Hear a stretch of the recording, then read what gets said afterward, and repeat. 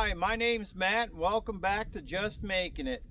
Today we're going to do something a little bit different. We're going to have a how-to video. And since the sun's out, it's a real nice day. It's a good time to do solar. I'm going to show you how to create the ultimate solar fencer. And I've been using this for years. It's pretty much maintenance free. It does cost a little bit of money to get it started, but once you get everything that you need, it lasts a long time. So on this farm, this ranch here, I've got about 60 acres of pasture.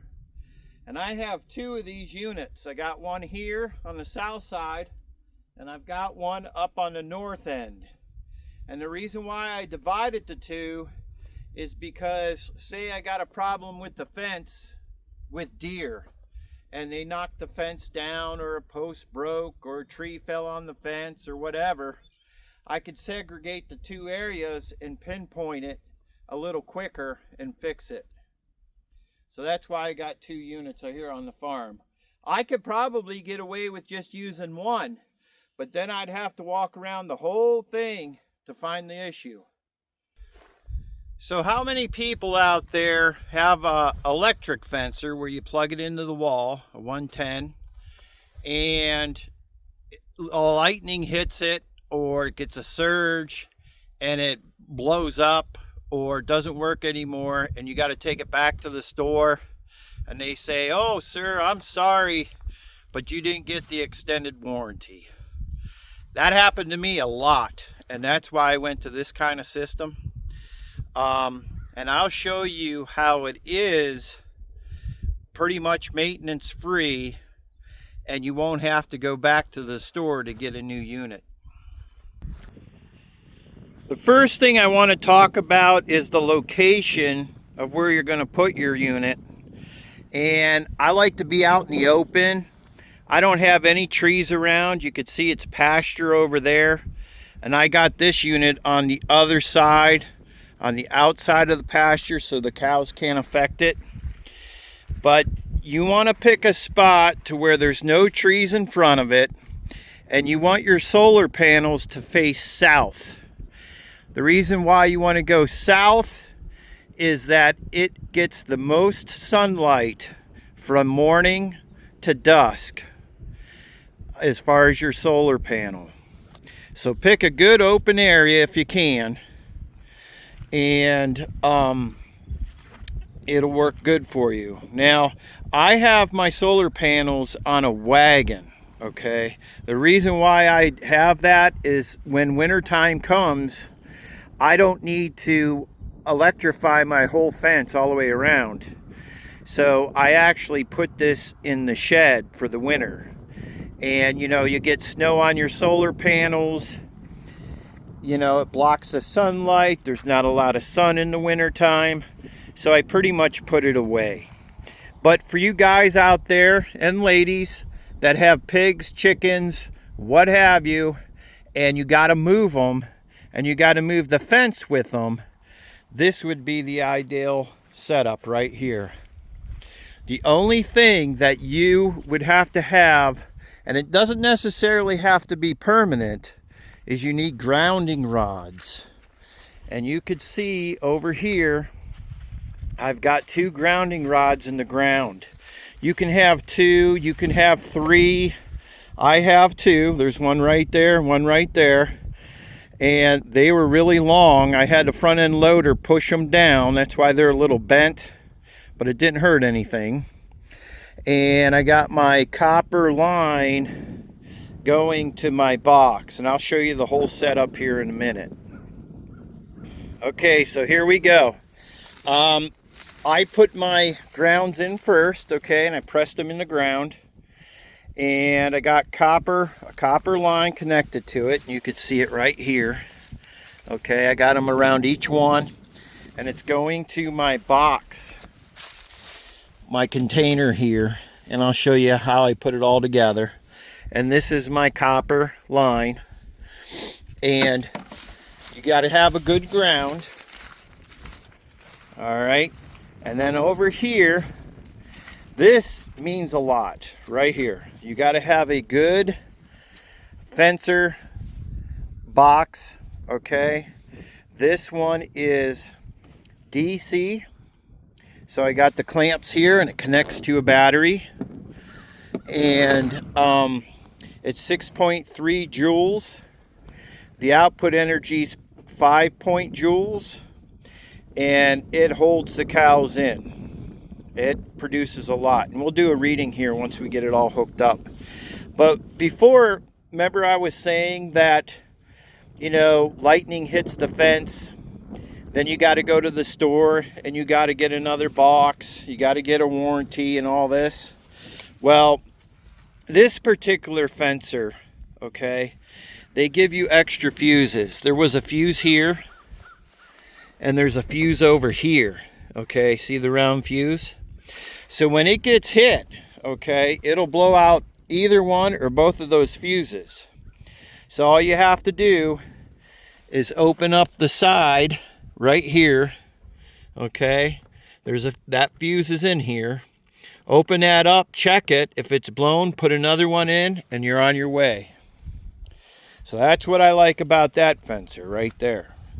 You can get all this stuff online, except for like the battery. You know, you can buy that at your local farm store or automobile store. But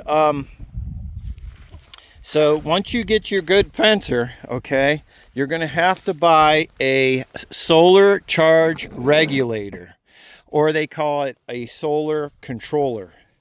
And what this does, okay, this regulates the amount of electricity, the current going to your battery.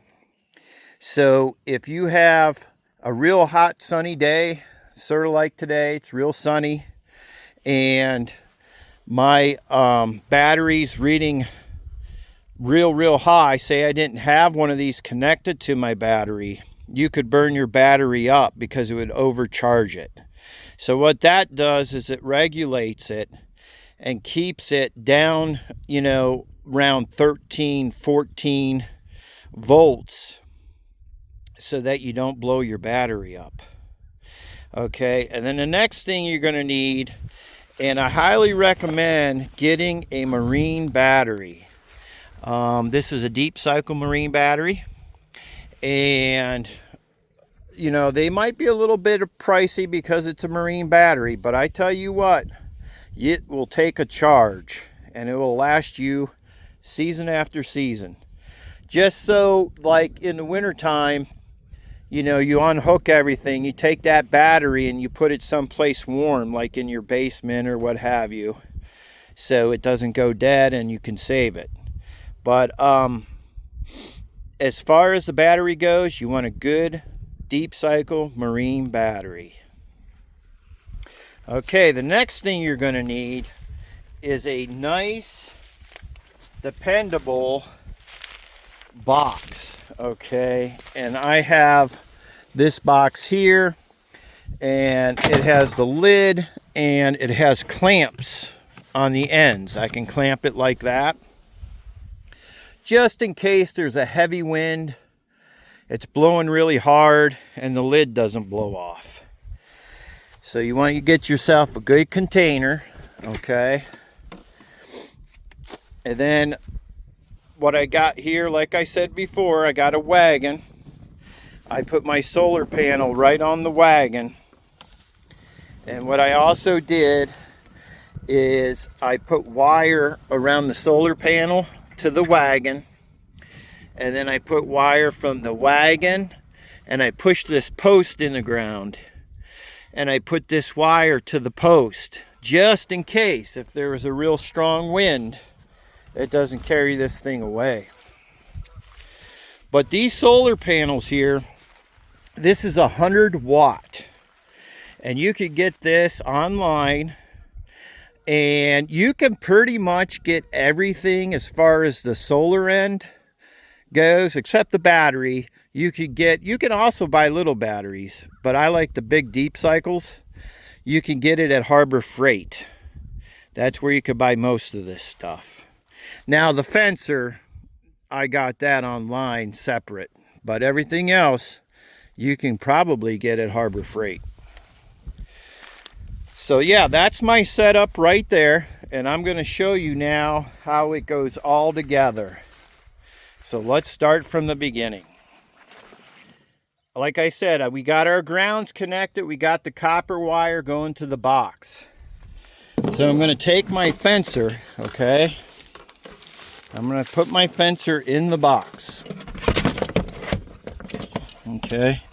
Now this box, because I'm putting wires in it, I made a cut right here on the bottom side so the water doesn't get in. And that's where my wires are going to run up and down to the fencer, the surge controller, and the battery. So now we're going to get the solar charge regulator. This particular solar charge regulator, okay, it has on the bottom battery, solar, and load. The battery end, which has the clamps connected to it, is going to be connected to the battery. The solar plug in the middle, right here, is going to be connected to my solar panels. So let's go ahead and hook that up.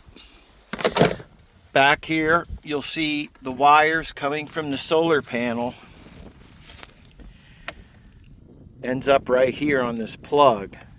So I'm going to take this plug and I'm going to put it down here. And we want to plug this in to where it says solar. It's hard to do this with one hand. Okay, so I got this wire that's coming from the solar panel connected, and we got our wire that's going to connect to our battery, okay, and that's the solar charge regulator. So now we're ready to put our battery in, okay, and this battery, for sure, this box isn't going to blow away with that heavy battery. So we're going to put that in there like that. And what we want to do is we want to take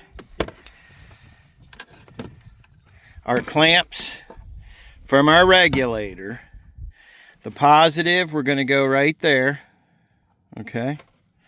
The negative, we're going to go right there.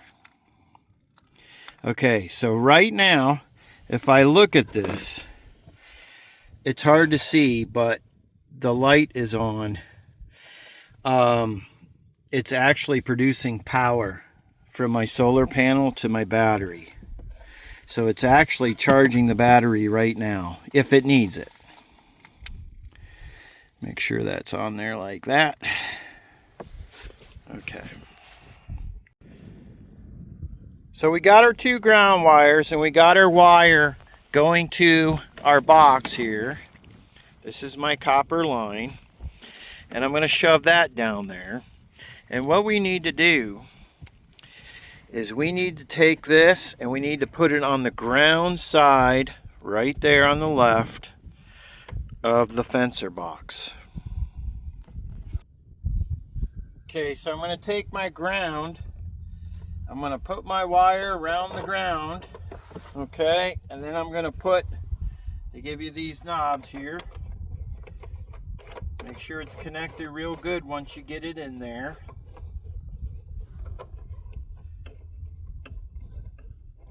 Okay, so now we have this wire, and what this is to, this wire goes from my fence section on my fencer box, and it goes out to the wire on my fence right here. So I'm going to electrify the second one up. I got it connected to the fence, and it's going to go into the fencer box on the fence side. So let's do that now. And I like how they have a hole here, so I can just shove this wire in that hole. instead of wrapping it around that terminal like that, and then take the knob that they give you and tighten it down. Okay, we got our ground wire from our ground rods connected to the ground side of the fencer. Then we got our fence line power side going from there out to the wire I want to charge. Okay. Then we got our regulator hooked up, and this is hooked up to the solar panel, which this wire here is going to the battery, and it's on the positive and negative side charging our battery. The last thing I gotta do now is I have to hook up my box right here, these clips, to the battery. Got a positive and a negative. Once I do that, there should be power, and you should hear this click going to my fence. So let's see if we did it right. So we're going to put this on the positive side and this on the negative side. Oh yeah, she sounds strong too. There's a light right here, and you can hear it click. So right now, our wire's got electricity going through it, and I got it going through the second half of the line going back to the pastures. So I'm gonna take you down the fence line here, and I'm gonna show you what I got on the other side and where this is all going, and some other things that I use to help me out on this fence. But that's it. That's all there is to it. I hope I didn't make it sound confusing. But you can make your own fencer. And this is strong. This isn't like the ones you buy in the store that have the fencer and the solar panels connected to them. This is powerful. So that's all there is to it. I guess I gotta say one more thing that's really, really important. Okay. You want to make sure that this lid is on this box, because if this lid flies off and it's raining and this fills up with water, you could damage your fencer. I mean, if you got water in it and what have you. So you want to make sure that this stays super dry, and invest in a good quality box.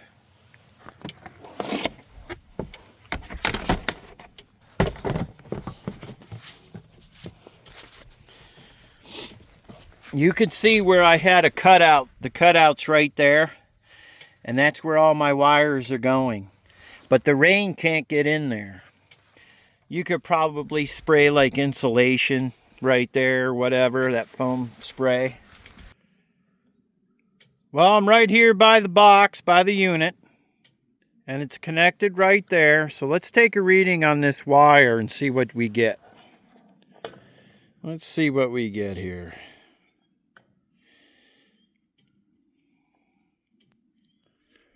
All right, we're reading 9.98. Anything above 6, I like to be above 6, is really good. So I got my fencer up the fence line here, but you could see where I have this fence, and it's just a temporary fence where I have these steel fence posts. It's going up and it's going around, and I actually fenced this corner of the field here. It used to be a hay field. It still is. I still get hay off of it, but I let the cows pasture it. I get hay off of it first, and then I put the cows in on it. But that is a section where this fencer's going, okay, and it's going all the way around. And I've got other sections way in the back here. I'll take you back there. What I also do is I'll come back here every now and then with my tester, and I'll test the fence and see how it's reading, you know, just to make sure that there is nothing wrong. Okay, here's a busy intersection for the fence. And I got the steel post right here in the ground, and they go all the way around. I was running 2 strands of electric fence. It's not high tensile. Now up there where we had the charge box, I had high tensile, and it runs down to the corner by the woods here, and then it connects to regular electric wire. So this fence goes all the way around. Over there's that field that I showed you earlier. It comes through there, it goes around this field, okay, and it goes through the woods, and then there's a field in the back there you can see. So it goes all the way around to that corner over there, goes around this field here, comes down. Now check this out. I also made a temporary fence right here because this is where the cows are calving, okay, and I didn't want them to destroy this pasture field to my right. They would just tear it all up. So what I did is I put that electric rope up, and I got it crossing right here, and I got it connected to my wire that's coming from the electric fencer up above there. Now right here, this is really good to put in, and I recommend it to anybody, is you want a chopper. So if I come back here and that fence is down, or say a deer broke it or a tree fell on it, I don't have to walk up clear up to my fencer to shut my fence off. I could just take this and shut it off like that, flick it up. There's no power going through that wire right now. So I could work on the fence. And then when I'm done, I just connect it. Oop, you can hear it snap. Connect that like that, and we got power. You know, that's one thing, and I think everybody agrees with me, hopefully. Electric is really the only thing that I find that can keep cows in. I've had them go through all kind of different fences. High tensile, bob wire, regular field fence. They push on down on that. But there's only one thing that I feel that they can't get through, and that's a good electric fence. So whether you're using high tensile, that rope, electric rope, or just, you know, regular aluminum or steel wire, it all works. And this just makes it more versatile. It's portable. You can move your unit anywhere you want on your farm and not have to worry about the cows or anything getting out. Well, I hope you found this video informative. It's always good to use free energy when you can. Thanks again for watching Just Making It.